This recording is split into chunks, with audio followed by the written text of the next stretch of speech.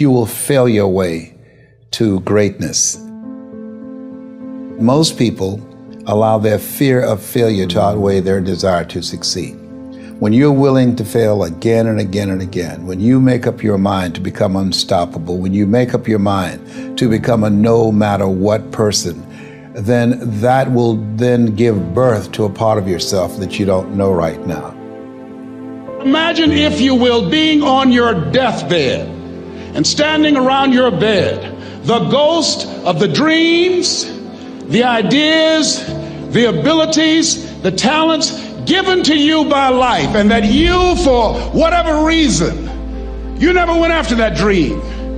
You never acted on those ideas. You never used those talents. You never used those gifts. And there they are standing around your bed looking at you with large angry eyes saying, "We came to you, and only you could have given us life. And now we must die with you forever." See, most people stop short of their dreams and park and get off the highway of life because of the rejections of life. You will always be rejected. It's no big deal. Jack Canfield said rejection is a myth. It's not like when somebody says no and then they slap you. No, it's just, to me, make no your vitamin. Get excited about the no. Why? Because every time someone says no, that brings you another step to a yes. You're getting closer. Trust me, you will win if you don't quit. You will win if you don't quit. Even a broke clock is right twice a day. As you go through the challenges of life and you look at it and embrace whatever comes to you, don't run from it. Step toward it. Don't try and duck it like most people do. See, most people want it easy. See, if you, easy come, easy what? Easy go. See, but when you go at what you're going to deal with and you deal with the difficulties of it, when you handle those hard things close at hand, making those hard decisions right now that you don't want to make, learning those things that you don't like to do, but you know that in order for you to get where you want to go, this is one of the hoops that you have to flip through. And I'm saying to you, whatever you got to do, do it, because if you don't, life is going to whoop you until you surrender. You have something that you brought to the universe, and that if you decide that my life deserves my developing this what I do well, and becoming the best at it, and mastering myself, and seeing what I have within me, if you decide to drop your buckets where you are and develop your gifts, I grant you, you'll never ever be without. I grant you that your gifts will take you places that will literally amaze you.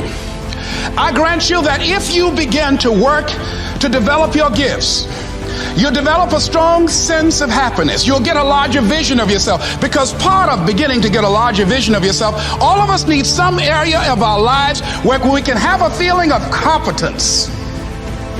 That people know when they think about this area, that's something you do. That you eat and sleep that. And that you do that. You do that. Changing is not easy.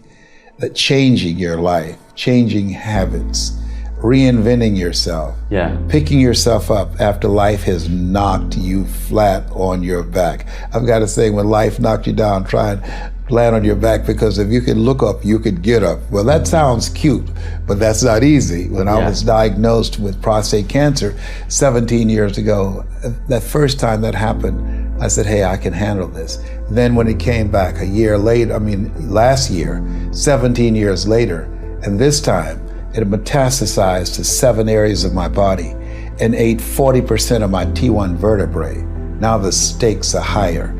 It's this life saying, okay, Mr. Motivator, you beat cancer the first time. What you gonna do now? I started laughing. When the doctor told me, he said, why are you laughing? Are you in denial?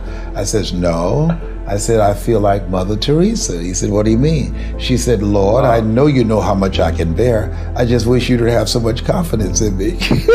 I said, the stakes are higher. So I've got to dig in and got to fight more, because at the end of the day, life is a fight for territory. And once you stop fighting for what you want, what you don't want will automatically take over. And so it's a fight, it's a challenge in life every day. And what we have to do is embrace it. What we have to do is see it as a project to be worked on.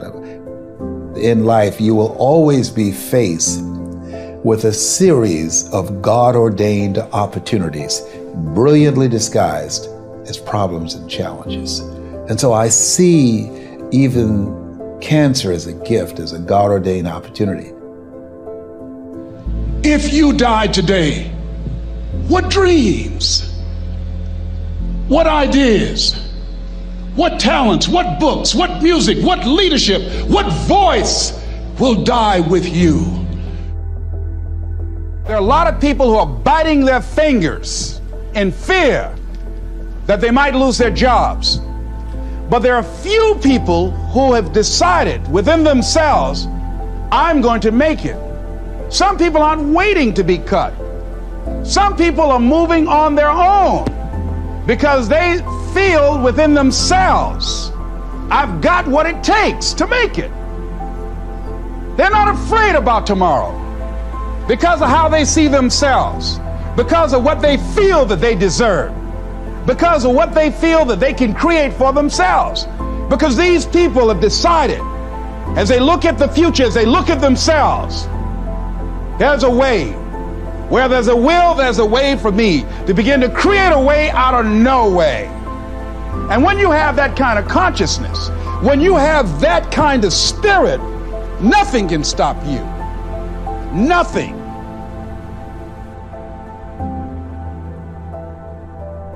There's no secret to success. There's a system to success.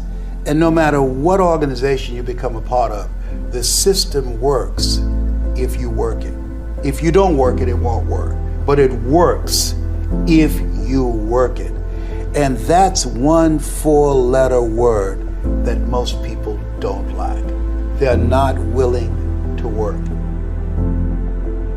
There are winners, and there are losers, and there are people who have not discovered how to win. And all they need is some coaching. All they need is some help and assistance, just a little support. All they need is some insight or a different strategy, a plan of action to make some adjustments that will open up the key to a whole new future for them, that will give them access to the unlimited power that they have within themselves. That's all that they need. So what I want you to do is think about something you want for you, that's real for you, that's important for you, that will give your life some special meaning and power. And I don't even want you to say, I can do that. I don't want you to assume that. See, 5 years ago when I started out in this area, I would not have been able to make the mental leap that I would be up to where I am right now.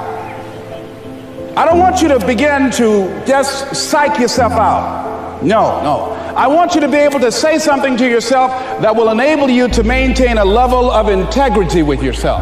That when you say this, even when you face tremendous setbacks, it will be a benchmark to keep you in the game, to keep you moving forward and experimenting and readjusting your strategy and your plan of action, continuously looking for ways to win. I think we have to reflect on, who am I? Why am I here? What drives me?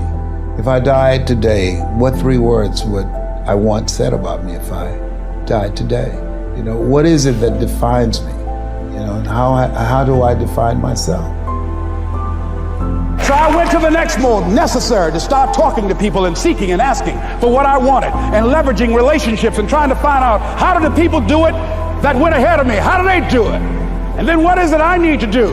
How is it I need to train myself, to develop myself?